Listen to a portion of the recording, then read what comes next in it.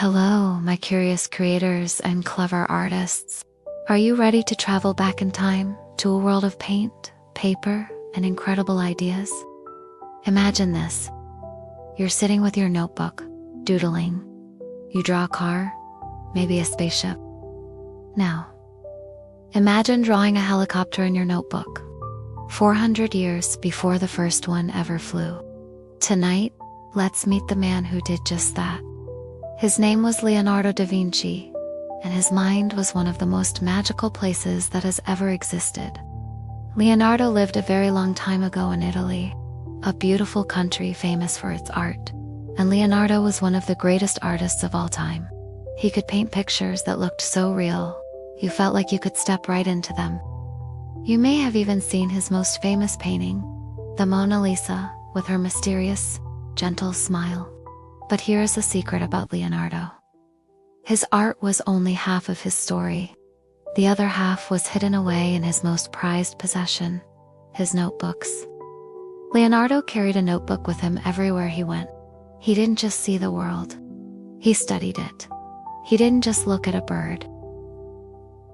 He would draw every feather, every bone, and try to figure out the secret of its flight. He didn't just look at a river. He would sit for hours, sketching the swirling patterns of the water, trying to understand its power. His curiosity was a superpower. For Leonardo, there was no difference between art and science. To him, they were both ways of exploring the beautiful, amazing world that surrounded him. And inside those notebooks, he didn't just draw what he saw. He drew what he imagined. He drew the future. He would look at the birds soaring in the sky and think, why can't humans fly? And so, in his notebook, he would design incredible flying machines. One looked like a giant bat, with wings that a person could flap. Another, called the aerial screw, looked almost exactly like a modern-day helicopter. He was dreaming of flights centuries before the Wright brothers were even born. He would think about exploring under the water. So, he designed a special suit, made of leather, with tubes to bring air down from the surface. He drew a diving suit, complete with glass goggles so the explorer could see the fish swimming by. He was imagining scuba diving long before anyone else. He was fascinated by how the human body worked, so he designed one of the very first robots in history. It was a mechanical knight, designed to be moved by a series of pulleys and cables that could sit up, wave its arms, and even open and close its mouth. His notebooks were filled with designs for bridges, for musical instruments, for giant crossbows, and even for a city of the future, with wide streets and beautiful canals. His mind was a whirlwind of creativity. He was an artist, an inventor, a musician, a scientist, an engineer. He was everything, all at once. Not all of his inventions were ever built in his lifetime.